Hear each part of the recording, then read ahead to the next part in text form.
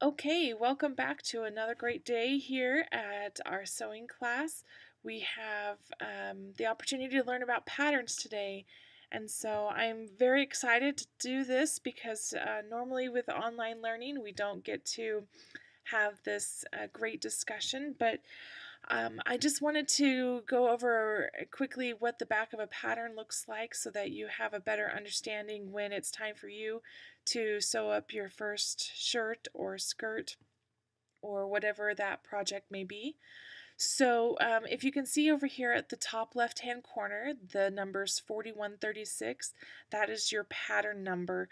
When you go to the store and you want to look through the catalogs and find out what kind of clothes you'd like to sew, when you go to the drawer to pick out the pattern, this number will help you to find that in the drawer because they're alphabetized in numerical order as well as based on the name of the pattern. So if it's McCall's or Butterick or Quick Sew, whatever it might be. And this particular pattern has 35 pieces in it to make these different patterns views. So if you can see here, we have Dorothy's dress, which is view A. In view B, we have the witch's dress and cape and hat. And over here in view C, we have Glinda's dress.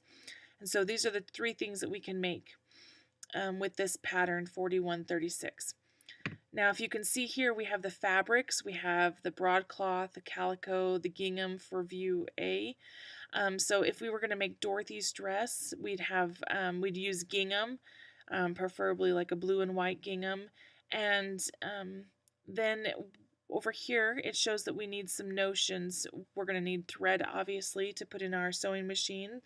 And we're going to need a bobbin, which is the lower part of the thread that goes in the machine so that it can actually sew.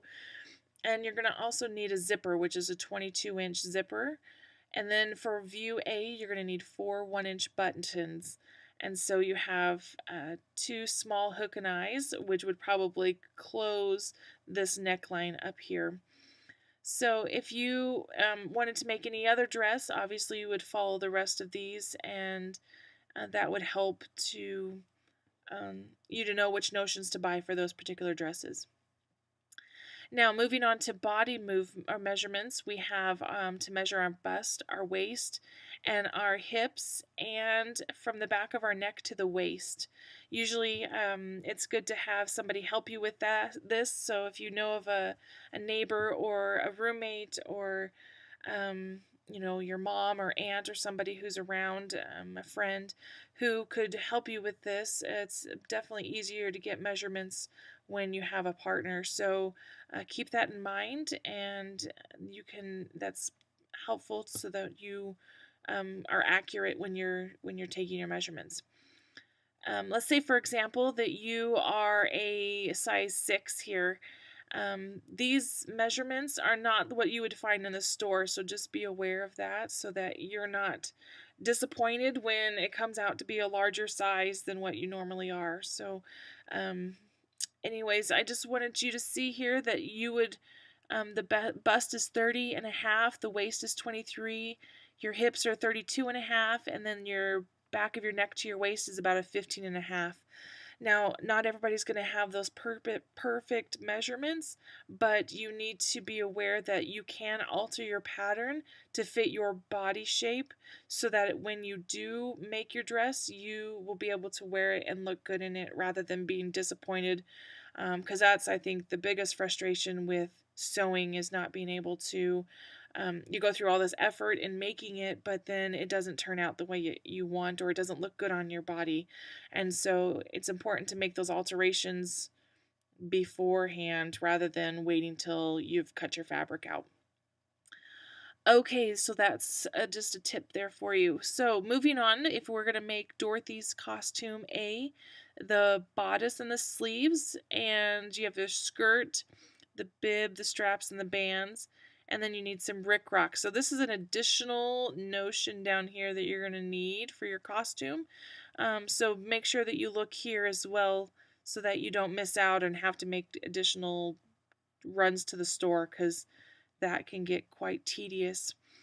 So here for size 6, you're going to need about 1 1/4 yards of fabric just for the bodice and the sleeves. And then you're also going to need about 4 yards right here for the rest of your skirt and everything else to finish making this beautiful Dorothy dress costume. Okay, so then obviously here's some more depending on which dress and costume you're going to make. So take a good look at those if that's what you're interested in.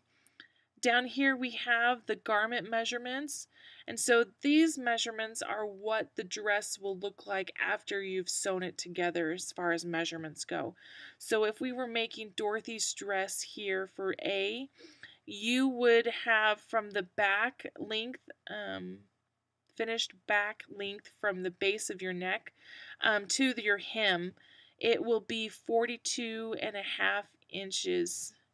And so let me just take a look here. It says bust and hip printed on pattern tissue.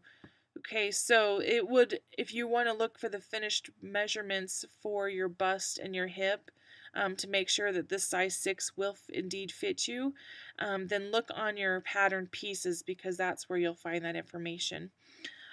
So if you have any questions, feel free to Skype me or email me. I'd be happy to help you with anything that you are struggling with. And I'm glad that we were able to have this little chat and be able to do this. What a great opportunity this is for us to communicate back and forth in a different avenue rather than just reading and trying to figure it out. And happy sewing. So have a great day. We'll talk to you soon.